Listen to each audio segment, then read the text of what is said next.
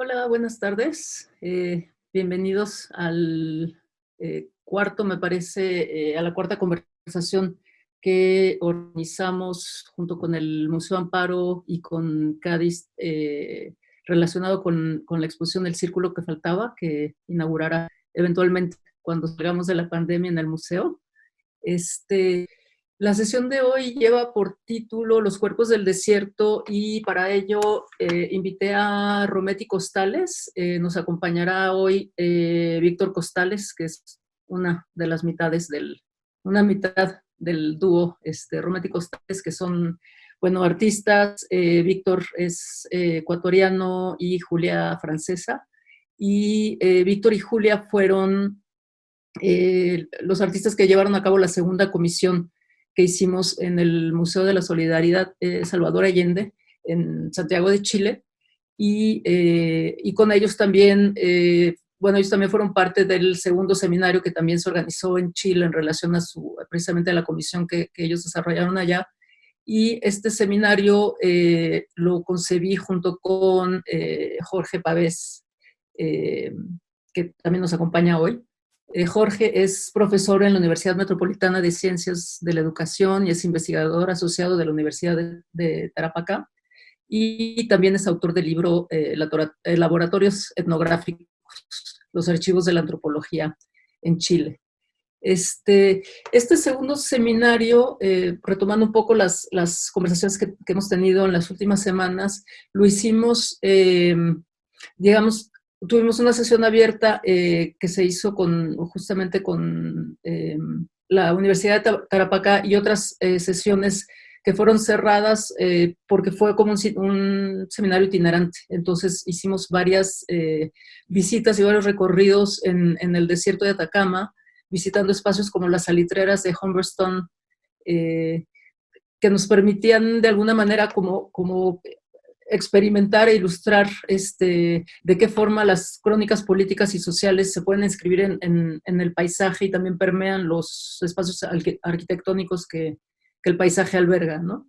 Y de alguna manera uno de los temas que quisimos tocar como a través de estas visitas y de este seminario es cómo la extracción de recursos naturales y la violencia que se ejerce sobre la naturaleza, el paisaje y sobre los cuerpos también influyen en la manera en que se desarrolla la historia política y social, ¿no? Y mucho basándonos específicamente en el caso de Chile. Y bueno, aprovechamos, digamos, todas estas situaciones para plantear preguntas como muy específicas, como qué es lo que sucede cuando una instancia natural de preservación y de conservación, eh,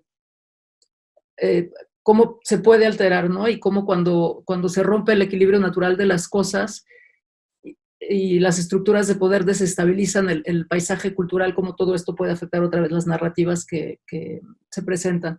El título de esta sesión, de la sesión del día de hoy, lo tomé precisamente del texto que presentó Jorge durante el seminario, Los cuerpos del desierto, y en él planteaba cómo la excavación y la extracción o desplazamiento de cuerpos y de objetos también permite desplegar o ocultar otro tipo de narrativas, ¿no?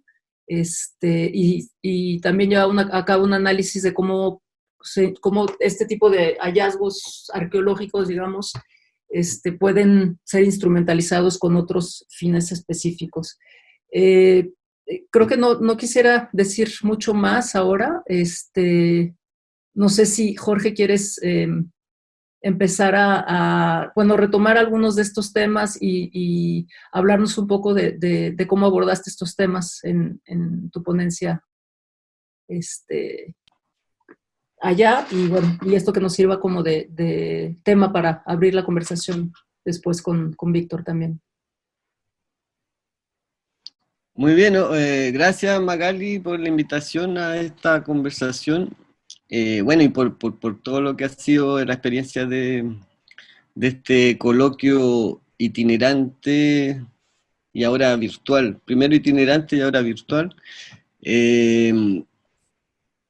Bueno, yo participo de esto por tu invitación. Me acuerdo que las primeras conversaciones que tuvimos, justamente me planteaste el proyecto más general del círculo que falta o que faltaba. ¿Qué falta o qué faltaba? Faltaba. Y sigue faltando.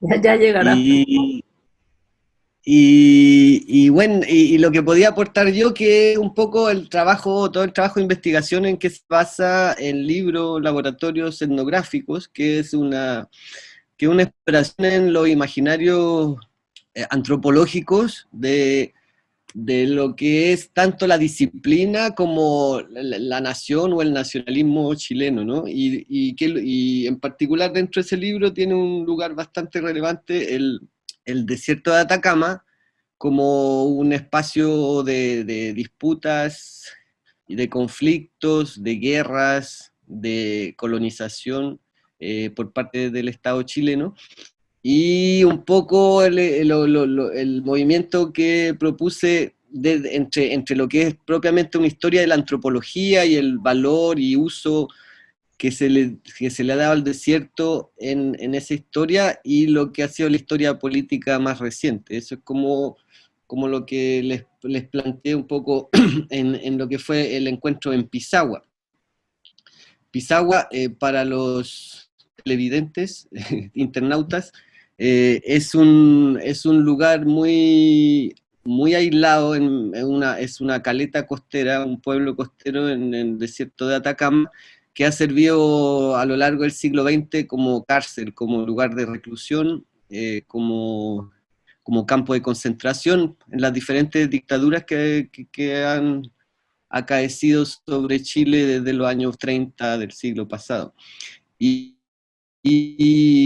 esta historia se entronca extraordinariamente con la de la historia de la arqueología, porque Pisagua también es el lugar donde se descubrieron a principios del siglo XX las momias mundialmente famosas, o al menos reconocidas como patrimonio de la humanidad, que son las momias Chinchorro, que les puedo mostrar, especialmente las que encontró, que excavó y encontró el arqueólogo Max Uhle, que es como uno de los fundadores de la antropología andinista, ¿no? Entonces estas momias, aquí voy a tratar de compartir pantalla. Estas momias son extraordinarias porque son momias producidas artificialmente, son como obras de arte, ¿no? Son producidas por los Chinchorro, pueblos costeros que vivían del mar y que momificaban especialmente los niños. Y durante mucho tiempo, o sea, traspasaban estos cuerpos, estos cadáveres, de generación en generación y iban como perfeccionando la momificación, que es una momificación además muy sofisticada en términos tanatológicos, porque implican el evisceramiento del cuerpo, la reconstrucción de la forma, la rigidización también, en el sentido de ponerlas como rectas, implican también un trabajo de pátina en base a óxidos y en base a un cierto tipo de mezcla de tierra, que la hace como unos objetos muy trabajados, ¿no? Entonces, hay, ese vínculo, esa afección con el cuerpo con cadaverizado de los Chinchorro, de alguna manera constituye ya una forma de relación a la muerte que planteaba en la propuesta, muy diferente de lo que son las relaciones que se han establecido históricamente, especialmente la arqueología del siglo XX, con otro tipo de momias que también aparecen en excavaciones arqueológicas, que son las momias naturalmente momificadas, aunque eso sea un contrasentido. En el fondo son cuerpos que se han secado por acción natural del desierto, que son las momias más conocidas como atacameñas, eh, que han aparecido en excavaciones y que por algún motivo que trato de entender, la dictadura de Pinochet transformó de alguna manera en una especie de ícono, de fetiche o de imagen. Ahí, bueno, hay una discusión que es interesante de dar justamente sobre el valor o la relación que se establece con las momias en términos de imagen o de objeto, ¿no? Pero en cualquiera de esos casos se transforma como en un símbolo de dos cosas, de un cierto primordialismo nacionalista, es decir, de como el origen de la nación que se ve en estas momias momificadas, naturalmente momificadas por la acción del desierto, de la aridez del desierto, la sequedad y la salinidad del desierto. Y por otro lado también como, como una especie de alegoría de la naturaleza o de la acción misma de la naturaleza, que son dos cosas que son muy sensibles para los gobiernos autoritarios o excepcionalistas, ¿no? Que en el sentido de que por una parte requiere este mito, la construcción de un mito de origen de la nación, y por otra parte requieren también de fetiches, ¿no? Y esa fetichización de alguna manera pasa también por una relación a la naturaleza o entender la naturaleza como lo dado, ¿no? Como destino, como una predeterminación, que es muy propio del pensamiento reaccionario también, ¿no? Es decir, como todo lo que hay es obra de una naturaleza y en el fondo la sociedad, la agencia humana tiene que someterse a los destinos ya impuestos, ¿no? Entonces, en ambos casos, en las momias atacameñas, es decir, estos cuerpos encontrados secos en el desierto, cumplen esa función, que es muy diferente, plantea yo, y un poco básicamente es el juego de contrastes, ¿no? Que se desplaza desde la discusión a la escena más propiamente arqueológica, antropológica, a la cuestión más política de los mitos de origen, de los imaginarios nacionalistas o de los imaginarios autoritarios o de la predeterminación, de la naturalización, digamos. Entonces, solo eso como para presentar la idea y déjenme intentar esta operación complicadísima de compartir pantalla. Entonces, voy a presentarle primero lo que serían estas son las momias chinchorro. Como les decía, son momias muy trabajadas en el sentido de que son vaciadas y después rellenadas con un tipo de mimbre o de algún tipo de material que las atraviesa por dentro, digamos que sustituye la estructura ósea. Y por otro lado tenemos las momias como naturalmente secadas por el desierto, que fueron encontradas además con todos sus ajuares, que son además mucho más tardías en términos cronológicos, y así como están expuestas en el museo que las reunió en San Pedro de Atacama, donde las reúne un sacerdote que también coló mucho con la de Pinochet, que se llama Lepage, entonces que tenía este tipo de exhibición de momias, ¿no? Entonces estas son las momias atacameñas, y bueno, esta también, bueno, hay todo un análisis que se puede hacer también en la relación entre el cuerpo momia y la infancia, porque justamente parece, y creo que por eso también el arqueólogo, el sacerdote, hacía estos contrastes entre niños y momias, ¿no? Como la antítesis o la antinomia de dos formas de vida, o sea, la vida fósil y la vida del niño, digamos, que se oponen en su vitalidad, son dos vitalidades totalmente diferentes.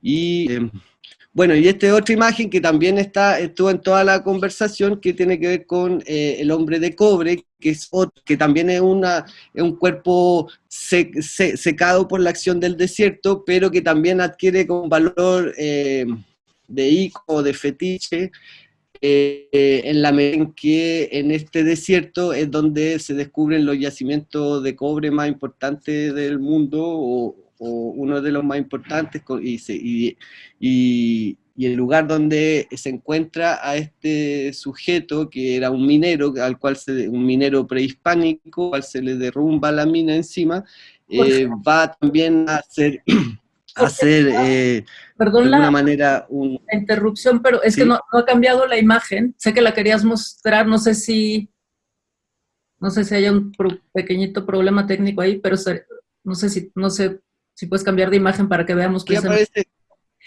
Sigue el ¿Cuál niño. es? Ah, Segui- estás viendo el niño. Ah, Seguimos con la déjame momia ver. sin chorro, Y ahí, todavía, y ahí. Ah, también. qué raro. Pero ¿cuál está en la pantalla ahora? La de la momia chinchorro, el bebé, el niño, Ah, pues. nunca se No hemos visto al hombre de cobre todavía. A ver, voy a volver a compartir. A ver si funciona aquí. Ahí. Yo no estoy viendo nada.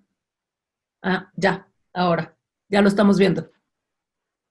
Entonces también estamos muy interesante por eso, porque está en el cruce también de lo que lo que va a significar para, digamos, tanto el Estado como la economía nacional, el lugar del cobre, ¿no? Como la renta principal del Estado chileno en todo el siglo XX. Primero era propiedad de las transnacionales yanqui y hoy en día estatal, pero digamos el cobre y el trabajo del cobre y la minería y son como también partes fundamentales del imaginario nacional. Entonces, este cuerpo actualiza un poco, o sea, combina, complementa con la idea de los primeros, los primeros chilenos, como se les llama a las momias atacameñas, con lo que serían los chilenos actuales propiamente mineros.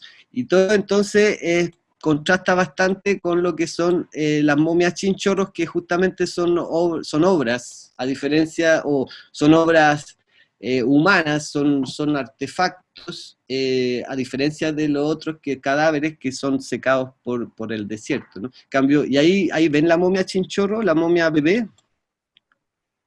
Nos No, seguimos con el entonces nombre voy a de publicar. Este que voy a mostrar ahora es como una momia eh, infante, ¿no? Que está trabajada, ahí la ven, ¿cierto? Sí,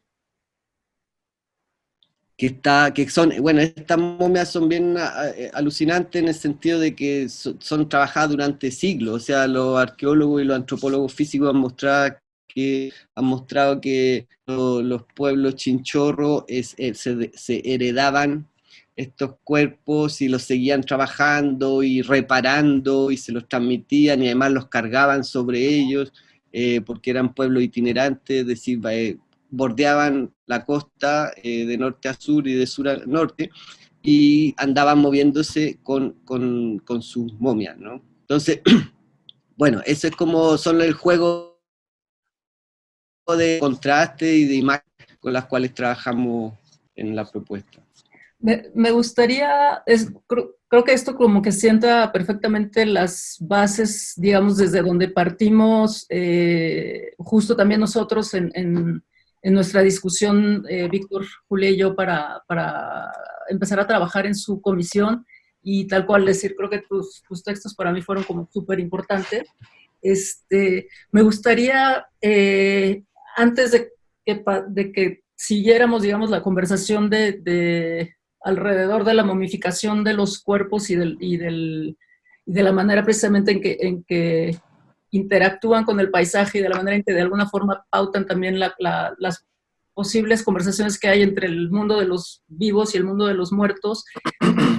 Me encantaría como que Víctor quizás nos contaras un poquito de cómo fue precisamente todo el proceso para llegar digamos, el proceso de investigación de ustedes para llegar a la pieza que realizaron, que creo que tiene que ver con muchos de los temas que acaba de mencionar Jorge, como la fosilización, las reliquias y cómo las reliquias de pronto también se pueden volver testimonios forensicos, ¿no? O forenses, más bien. Digo, me parece precisamente que empezar a atacar toda la parte forense creo que nos va a llevar a abordar, digamos, el, el tercer tipo de momias del que estuvimos hablando durante el seminario, que fueron, bueno, ya los cuerpos momificados de muchos de aquellos desaparecidos durante la dictadura de Pinochet, que efectivamente pudiésemos casi como trazar una línea a través de la presencia del cobre como material dentro de toda la historia política de Chile, ¿no? Que tiene que ver, digo, que va desde el hombre del cobre hasta la nacionalización de la industria y demás, ¿no? Y bueno, nos te cedo la palabra, Víctor, si quieres contar. Hola. Bueno, gracias Magali por hacer esto posible, por hacer esta conversación posible. Pues sí, nosotros nos confrontamos digamos, aceptamos tu proposición, y cuando aceptamos tu proposición, la aceptamos sabiendo que nuestra investigación o la comisión que se nos pedía hacer iba a suceder en un contexto que es extremadamente particular y específico, que es el contexto de Chile, en primer lugar como su posición geográfica y todo lo que eso conlleva, y en el segundo lugar su relevancia histórica contemporánea, tanto en la historia de Latinoamérica como en la historia global, porque creo que el episodio de la dictadura fue de una relevancia universal, digamos, ¿no? Entonces, obviamente, esos temas los pudiéramos haber evitado y no lo hicimos. Nos interesaron, en primer lugar, nos interesó la momia de Chuquicamata, que fue uno de los primeros puntos que comenzamos a investigar antes de ir físicamente a Santiago para conocer el Museo de Solidaridad Salvador Allende. Y lo que nos interesó dentro de la historia de la momia y su ubicación particular geográfica, que es el desierto de Atacama, es sobre todo la permutación de lo que es un sujeto a un objeto, que es lo que sucedió en uno de los pequeños pasajes de los textos que describen tanto el descubrimiento de la momia como después su itinerancia y todo lo que le pasó hasta poder llegar donde está ahora, que es en el Museo de Historia Natural de Nueva York. Perdón, solo para clasificar, para los que no estén familiarizados, la momia de Chuquicamata de la que está hablando Víctor es el hombre de cobre del que estaba hablando. Es el hombre de cobre, exacto. Nada más para... Es el hombre de cobre, o sea, es el minero antiguo que se encontró, que fue sepultado por la mina en la que estaba trabajando hace más de 1600 años. Y el hecho que nos produjo interés para poder seguir a la investigación fue la transformación o la transmutación del cuerpo del minero a un mineral. Digamos que uno de los puntos más interesantes de la discusión que tenían los contemporáneos del descubrimiento de la momia es que si es que esta momia era un sujeto cultural histórico o si es que era un bien de valor geológico, quiero decir, un bien de valor, un pedazo de cobre en sustancia. Y esto ocurrió porque justamente tanto la piel como, digamos, el aspecto exterior del minero sepultado o de la minera sepultada se convirtió en cobre. Entonces la disputa entre el que manejaba la mina en ese momento y el dueño de la mina, porque los dos querían apoderarse de la momia, era precisamente digamos, el que explotaba la mina decía que era un bien geológico, que era un valor que le pertenecía a él. Y el dueño de la mina decía que él había entregado la mina, pero no los mineros, considerando a la momia de Chuquicamata como parte de los mineros que trabajaban el territorio del que él era propietario. Entonces, obviamente, a partir de eso comenzamos a hacer las conexiones que luego nos llevaron a una consideración tanto estética como política de nuestra proposición, o sea, de nuestra pieza, ¿no? El hecho de que se convirtió en cobre, o sea, que se convirtió en el valor más importante para la historia contemporánea de Chile y para el desarrollo económico de lo que es Chile hoy, y también las consecuencias de eso durante la nacionalización de las minas y después la desnacionalización de las minas por parte de la dictadura de Pinochet. Entonces fue como un primer acercamiento y un primer adentramiento dentro de la historia geológica que se refleja en la historia política y económica de Chile. Y después fuimos a visitar el Museo de Solidaridad Salvador Allende y nos encontramos con la realidad de que la casa que alberga en este momento el museo Es una casa que podría dividirse simbólicamente en estratos geológicos de la historia del siglo XX chileno. Entonces, es una de las primeras casas en donde apareció la luz eléctrica en Santiago, porque pertenecía a un metalúrgico muy importante de origen belga. Es una casa que fue embajada de España durante la dictadura de Franco.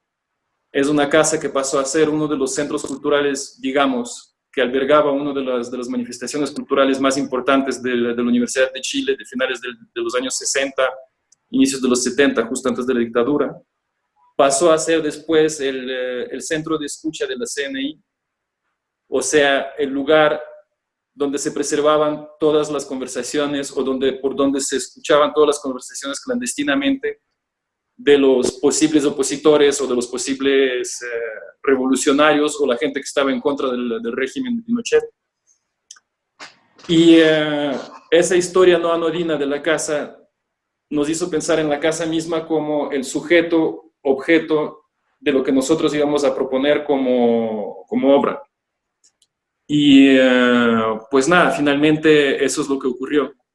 Cuando expusimos por primera vez en el Museo de Solidaridad Salvador Allende, evidenciamos estas varias estratificaciones históricas, geológicas de la historia de Chile a través de la manera como construimos la obra. Entonces, por ejemplo, de los sótanos de la casa misma, salía la iluminación, digamos, salía todo el cableo eléctrico que iluminaba digamos, el candelabro que habíamos hecho con las ramas de araucaria en bronce, con los huesos de pájaro del norte de Chile, con las cuerdas que representaban de alguna manera las cuerdas con las que se ataban los cuerpos de las momias que fueron momificadas naturalmente en el desierto de Atacama.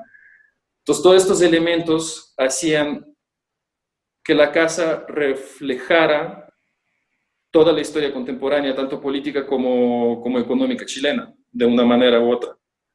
Y pues eso, y después poco a poco obviamente hubo intereses también y curiosidades particulares. Por ejemplo, yo, antes de hacer el seminario en el norte de Chile, yo me adelanté por unos 4 días justamente para ir a conocer los museos de las momias Chinchorro, porque me interesaban particularmente.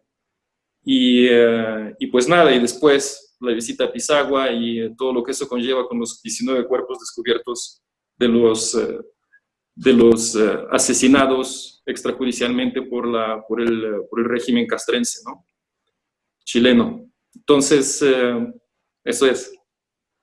Quizás, no sé, a lo mejor antes de hablar de los 19, digo, tratando de seguir una cierta cronología, si no me equivoco, y si me equivoco me corriges, Jorge, pero quizá valga la pena hablar antes de la famosa operación retiro de televisores, que creo que fue precisamente de las primeras, digamos, delaciones naturales, o sea, que el propio paisaje naturalmente hace de todo este tipo de situaciones, ¿no? De los desaparecidos y de los cuerpos, es decir, estaban enterrados estos cuerpos en el desierto y por la propia erosión del viento fueron apareciendo las formas de los cuerpos enterrados que delataban que estaban ahí sepultados, y la dichosa operación retiro de televisores en el 75 era como el código del nombre con el que fueron para desenterrar los cuerpos y luego aventarlos al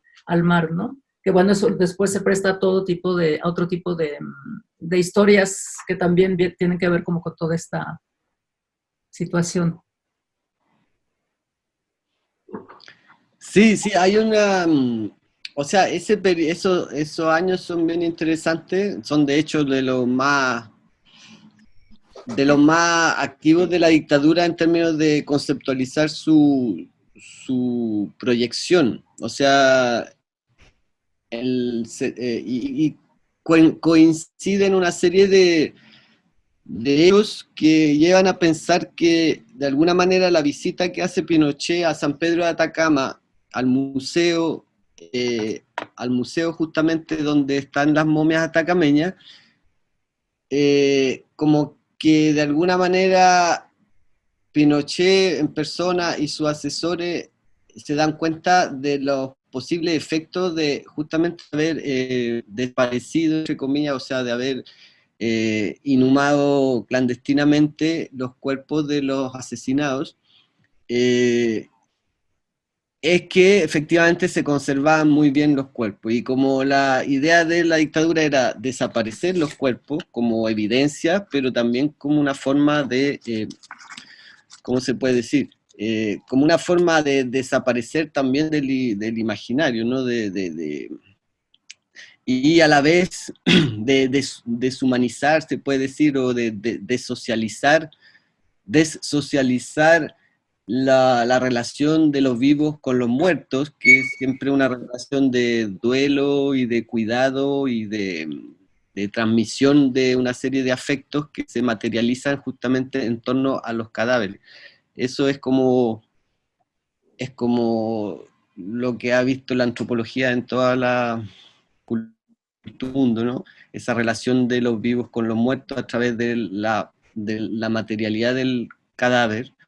Y la que hace la dictadura justamente en una especie de operación de debilitamiento del colectivo, de la relación colectiva con los muertos, es desaparecer los cuerpos.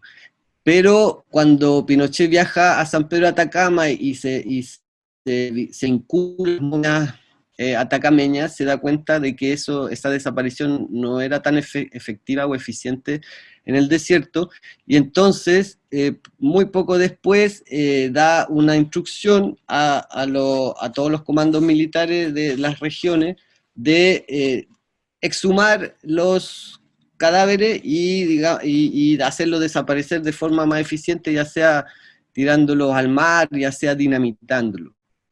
Y eso es lo que hicieron, y esa operación secreta le pusieron el nombre de Operación Retiro de Televisores. Entonces es muy como macabra también, pero dice mucho el nombramiento, o sea, el nombre que le ponen a esa destrucción de los cuerpos, pero tiene mucho que ver con el momento y con la operación de propaganda que está haciendo la dictadura en esos años, en 77, 78, que es una gran extensión de la red televisiva a través de todo Chile, de extensión de la señal, ¿no? Entonces, en el fondo, en esos años, la dictadura logra articular el país entero en torno al canal nacional por una inversión técnica, tecnológica en hacer llegar la tele a todas partes de Chile y, entre otros, a San Pedro de Atacama. De hecho, que está un poblado bastante aislado y lejano, digamos, de los centros, de los grandes centros poblados, incluso de las ciudades de Antofagasta o de Iquique, que son las ciudades importantes en el norte. Y entonces Pinochet llega, y no solo a San Pedro, pero también a San Pedro, llega como con la tele. Él trae la tele, lleva la televisión a los pueblos, y en el momento en que se decide la eliminación, la exhumación y la eliminación de los cadáveres de los ejecutados políticos, se le pone retiro de televisores. Entonces, de eso habla mucho también del imaginario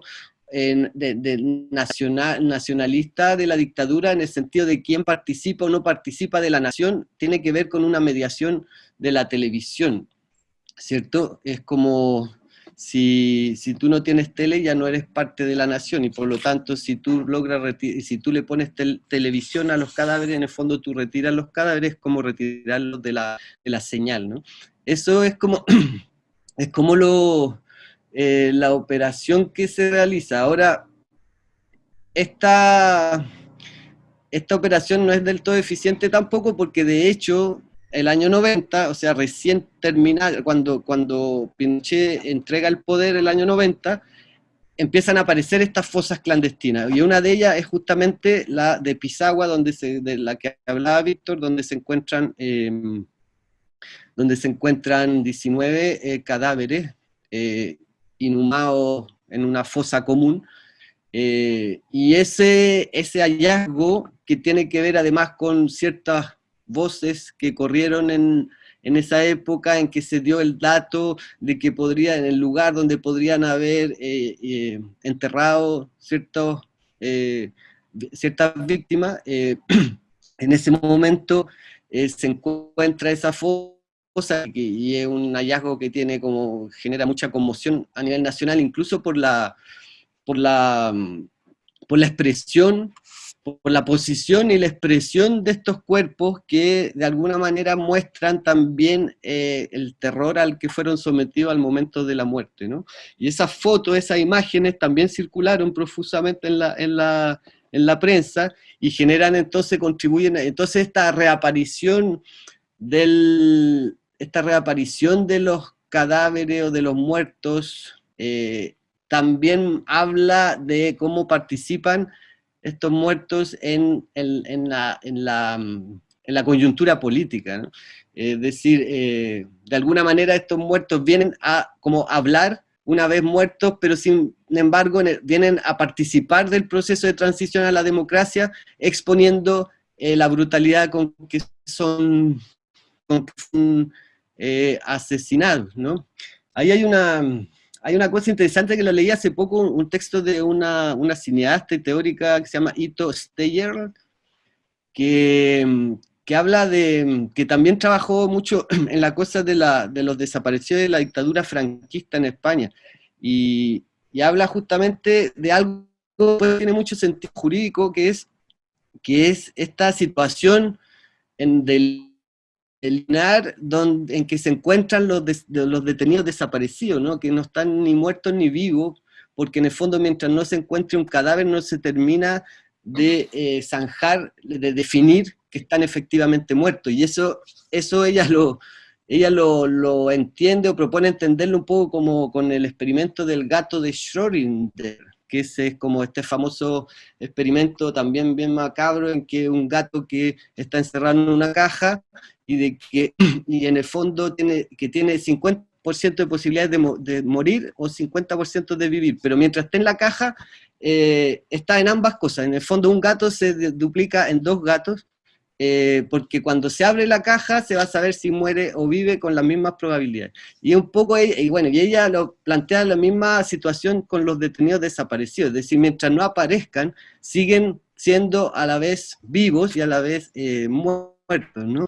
Y que también lo planteamos esa vez, en Pisagua es como la justicia, digamos, los procesos de derechos humanos que se han seguido contra los asesinos de la dictadura, trabajan un poco con esa hipótesis cuántica, ¿no? Es decir, y eso es lo que ha permitido desbloquear también, o sea, digamos, bypassear la ley de amnistía, que es decir, mientras no se pruebe o no se encuentre un cuerpo, no se puede decir que el delito ya se cometió y por lo tanto ya puede ser amnistiable. Entonces se creó, y esto a nivel de los derechos humanos a nivel internacional, en España, aquí en Chile, la figura del secuestro permanente, es decir que la persona sigue secuestrada mientras no aparezca su cuerpo que, digamos, muestre que ya se acabó el secuestro. Y eso es como un poco también la figura del gato de Schrödinger, y que es como una figura cuántica, pero a la vez también nos habla mucho de la vida que siguen teniendo los muertos, que es como un oxímoron, pero que en realidad tiene que ver con una vitalidad de las momias, ¿no? Y bueno, ya hay una parte del libro sobre laboratorio etnográfico que se llama así, ¿no? La vida de las momias, es decir, cómo los muertos siguen viviendo a través de los discursos, cómo los muertos siguen hablando o son usados para hablar en términos de lo que se llama una prosopopeya, creo, es decir, como la gente usa, o también un cierto ventriloquismo, es decir, se usa a los objetos cadáveres para decir cosas que dicen otros, ¿no? Pero de esa manera también los muertos siguen participando de la sociedad, de los vivos. Entonces, bueno, y ahí inventa todo este tema del secuestro permanente, del gato de Schrödinger, de la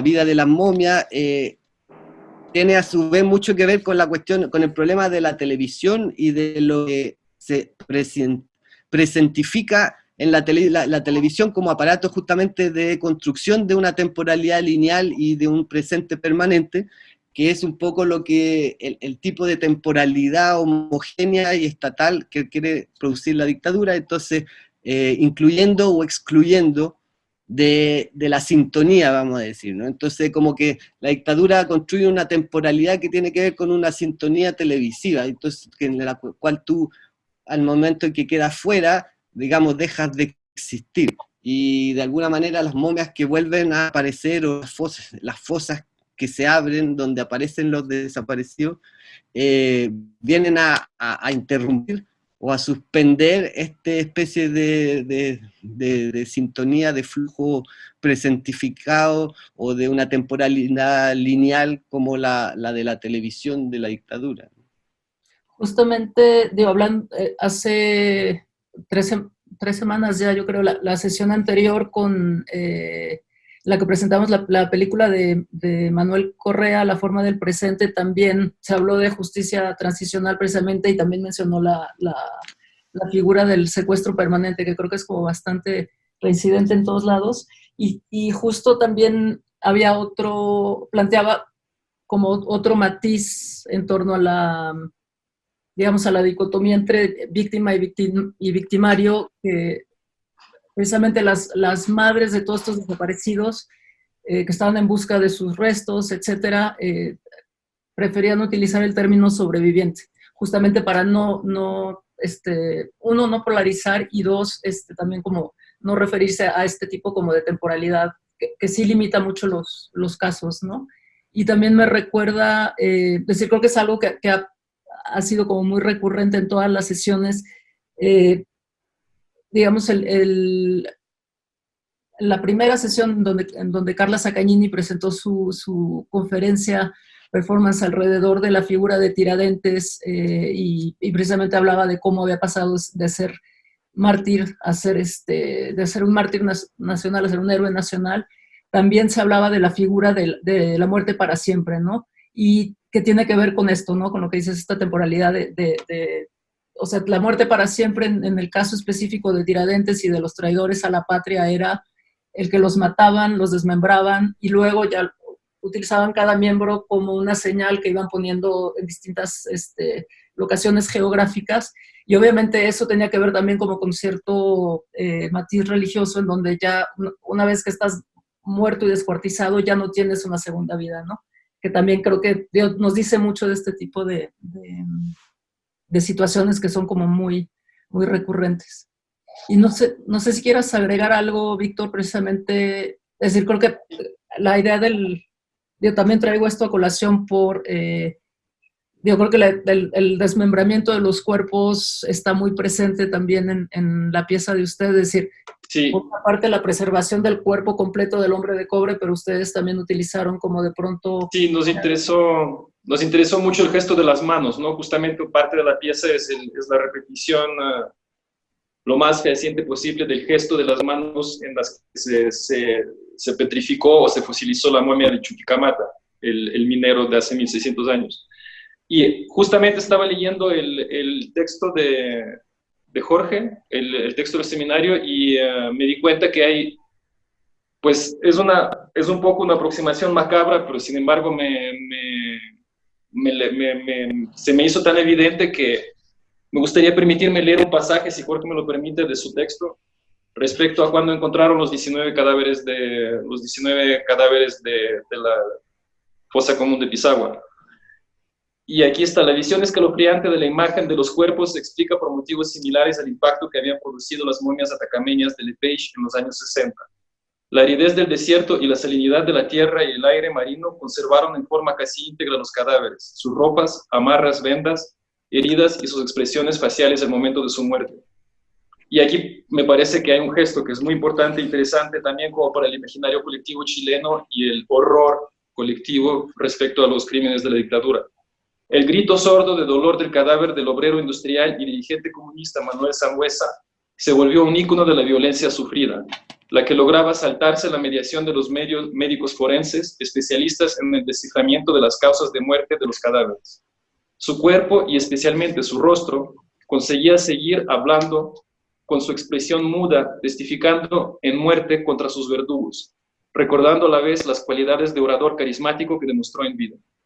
Entonces, creo que este pasaje también es muy importante porque revela lo que decía Jorge antes, es la presencia física de estos cadáveres que testimonian la violencia brutal de la dictadura y del Estado de Pinochet.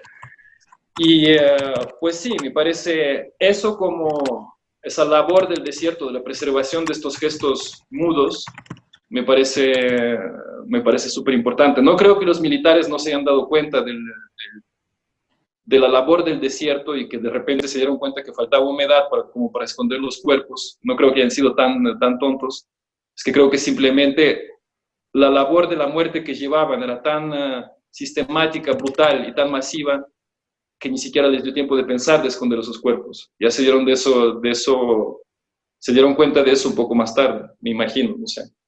Y también me parece súper importante dentro pues ya después dentro de la legalidad o digamos, de quién es o quién no es culpable de estos hechos atroces, es justamente lo que también explica Jorge en su texto, la aparición de la figura designada por el juez Guzmán del secuestro permanente, de lo que hablaba Jorge antes, que a su vez el secuestro permanente conlleva otra figura legal que también me parece igual de importante que el secuestro permanente, es el delito permanente.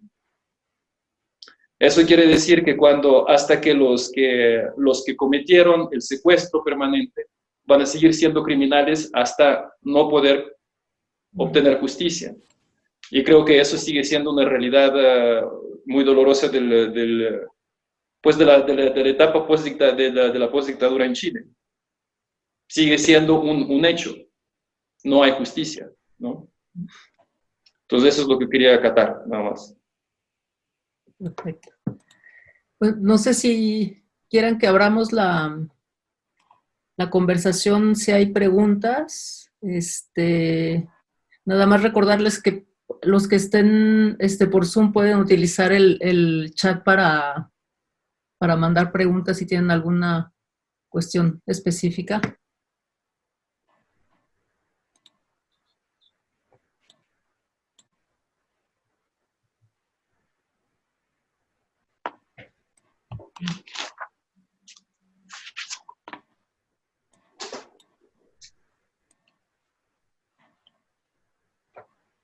¿No?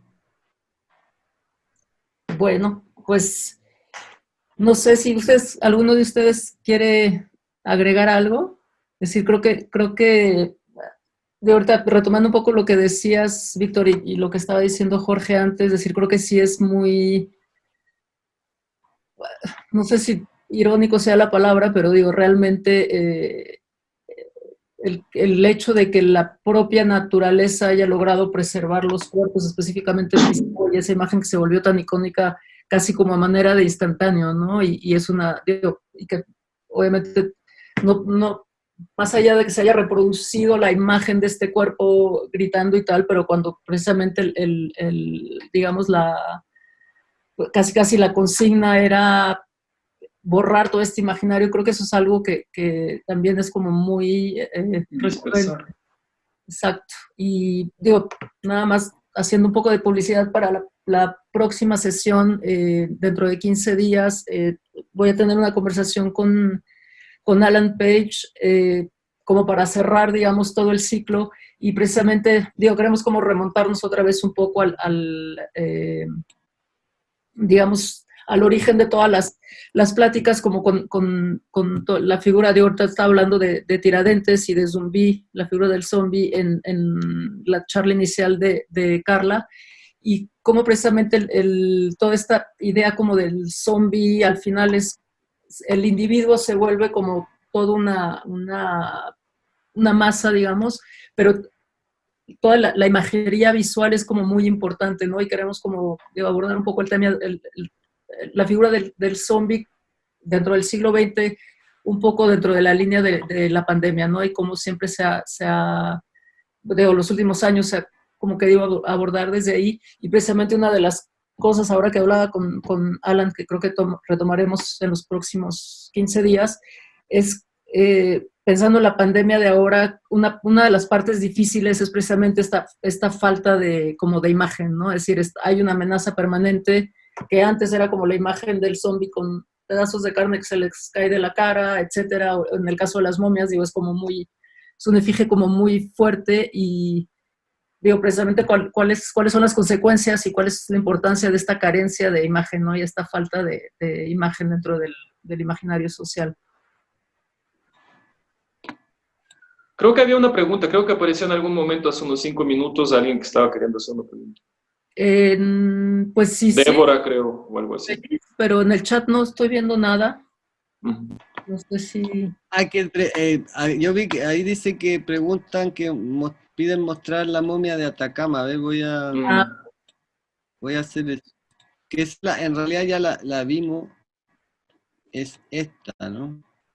Que ahí está con un niño, pero digamos, esa es como la momia más emblemática de las momias atacameñas, Chile. Que de hecho se le llamó Miss Chile, o belleza, entre comillas, que de la momia, ¿no? De su bueno, yo creo que especialmente tiene que ver con el tocado, ¿no? Que es bastante, que está conservado así muy, muy bien, las trenzas. Entonces esta momia que fue desenterrada por el año 67, fue muy comentada.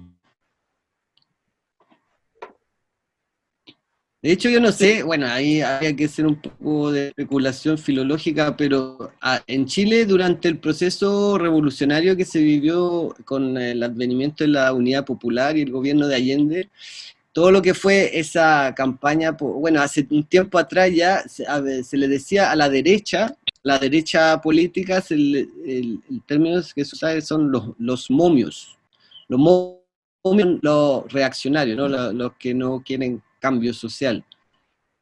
Y ese término quedó hasta hoy en día, digamos, cuando se habla de los momios, son los de la derecha recalcitrante. No sé si tiene que ver con los años 60 en que aparecen estas momias, como digamos se traslada de un imaginario antropológico a un imaginario político, pero es coincidente, ¿no? Bueno, había una cosa súper interesante respecto a la apropiación imaginaria del norte de Chile por parte de la sociedad chilena, ¿no? Si no me equivoco, el momento cuando Lepage comienza a hacer visibles y a hacer públicas las momias que fueron encontradas en el norte de Chile y aparece justamente en la Miss Chile, como que el chileno se reapropia del imaginario del norte y lo integra dentro del imaginario nación. Un chileno común vuelve a integrar ese desierto que era otro planeta, digamos, o una cosa que no tenía nada que ver con el imaginario de lo que Chile en realidad es para un chileno. Gracias a las momias se volvió a incorporar, ¿no? Dentro de esta cosa. Sí, absolutamente. Absolutamente así fue, o sea, especialmente en los 60, cuando aparecen, digamos, este arqueólogo Lepage empieza a exhumar estas momias, efectivamente son leídas como justamente el símbolo de los orígenes, ¿no? Como los primeros, eso se repite mucho en la prensa, los primeros chilenos, ¿no? Y además porque hay un momento muy, o sea, es bueno, que tiene mucho que ver con la historia museológica también, que es como cuando Lepage viaja desde el norte con un camión lleno de objetos arqueológicos y como 10 momias, y viaja desde el norte hasta Santiago y hace gran exposición, una gran exhibición que es muy comentada en la prensa, durante semanas se comenta y digamos salen fotos. Eso fue por ahí por el 69, creo. Y entonces ahí la prensa instala como esta especie de legado de lo que serían los primeros chilenos, a propósito de la visita de Lepage a Santiago con las momias, ¿no? Acá voy a compartir, porque encontré en internet hay varias imágenes de lo que es la figura del, ahí se ve, ¿cierto? Ahora sí. La figura de Manuel Sangüesa, que este ejecutado político en Pisagua, ¿no? Entonces esa es la expresión, digamos, que y esa foto también se volvió icónica y circuló. De hecho hay murales donde se pinta, digamos, ese rostro de cadáver como imagen del sufrimiento, ¿no? Sí, es súper interesante.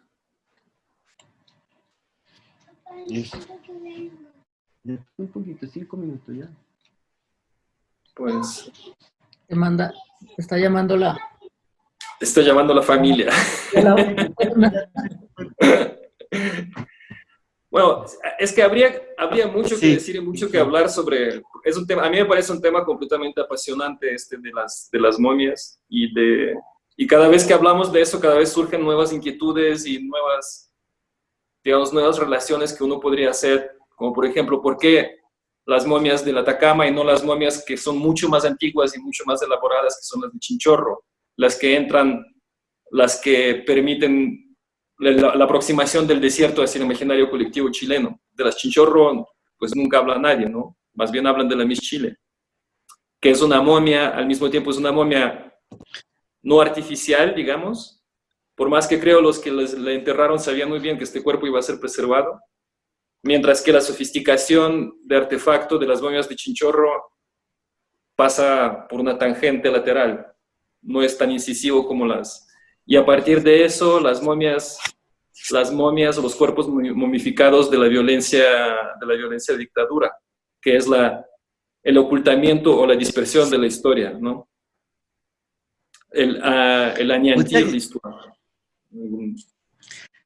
O sea, yo la tesis que tengo es que el problema que genera, es un problema epistemológico que genera las momias Chinchorro porque rompe con toda la idea, con los conceptos evolucionistas, ¿no? De que lo más antiguo es lo más primitivo y lo menos deseado. Claro. Entonces, un nivel de elaboración tal es como suena, dentro de los marcos evolucionistas, suena con un pueblo que en realidad tiene muy poco desarrollo de cultura material, porque de partida no necesitan tanto, viven del mar que está al lado, el clima tampoco requiere de mucha protección, entonces, pero sí concentran todo su arte y su pensamiento en elaborar momias, ¿no? Entonces, que sea tan antigua la momia y tan sofisticada no calza, pues se supone que, en la idea de evolución humana lo más sofisticado es al final, no al principio. Y estas momias son más antiguas que la misma momia egipcia y son más complicadas de fabricar que las momias egipcias, entonces todo eso genera que no hay cómo ubicarla y entender que este pueblo de nómades, recolectores de villa, tuvieran un arte tan desarrollado, y por eso yo creo que un poco ha quedado fuera. Ahora igual eso está cambiando, y de hecho estas momias fueron reconocidas Patrimonio de la Humanidad, y hay toda una patrimonialización actual que también pasa por proyectos turísticos, desarrollo, o lo que los antropólogos Komarov llaman etnicidad incorporated, es decir, como la etnicidad también, digamos, cerca de bienes y valores, ¿no? Pues sí. De hecho, las momias de las Chinchorro, las más antiguas que se han encontrado son las más sofisticadas. Las que están más cerca hacia nosotros ya pierden esa sofisticación de elaboración. Sí, eso he leído de los arqueólogos. Lo que pasa es que también es difícil poner una fecha. Porque las mismas momias son retrabajadas. Parecería incluso que son abandonadas en un momento y como, no sé, 300 años después, vueltas a recuperar, vueltas a trabajar. Lo cual también habla de la preservación ideológica o de la preservación del pensamiento y de la filosofía que les guiaba, ¿no? Que no ha cambiado durante 4.000 años. Reactivar el cuerpo, tenerlo siempre históricamente dinámico, digamos, ¿no? También refleja el hecho de que durante 4.000 años hubo una línea de pensamiento que se reactualizaba continuamente, pero que no cortaba con una anterior. No es como en nuestro caso la prehistoria y la historia, la cristianidad y lo que fue antes de la cristianidad, ¿no? Me parecía muy interesante. Y también No, no, sí, que también está como la relación a los objetos como lo que permite transmitir una cierta continuidad cultural, ¿no? O sea, Claro. de un sentido de ser un mismo grupo. Entonces las generaciones se comunican a través de objetos, no se vinculan físicamente entre ellas, pero lo que se transmite a través del objeto es lo que da esa continuidad y como la herencia en relación al pasado, ¿no? A las generaciones pasadas, a las futuras, además que sean momias infantes, o sea que sean niños, también tiene que ver con un sentido de la transmisión, ¿no? De la reproducción. Claro. Sí, hasta hay pero no es embriones, ¿no? Que es lo más curioso. Hay embrión, hay también, después en un momento empiezan a fabricar que ya no son momias, sino que son como muñequitas de la momia. Sí, sí. Bueno, es absolutamente fascinante la historia de las chinchorro, de las momias chinchorro. Como objeto activado, es uno de los más enigmáticos y curiosos que he encontrado en mi vida. Bueno, oye, pues podríamos seguir hablando así horas, ¿no? Sí. Los amigos que se reencuentran. Bueno, pues si no, yo creo que ya no parece haber como más preguntas del público, entonces, pues nada, darles las gracias a los dos y darles las gracias Gracias a ti, Magali. Están viendo. Muchas gracias a ustedes. Y pues nada, ojalá nos puedan acompañar el 12 de agosto, en 15 días, con Alan Peck también, para cerrar el ciclo. Muchísimas gracias, hasta luego. Gracias. Bye. Chao, que estén bien. Nos vemos. Chao, chao. Chao.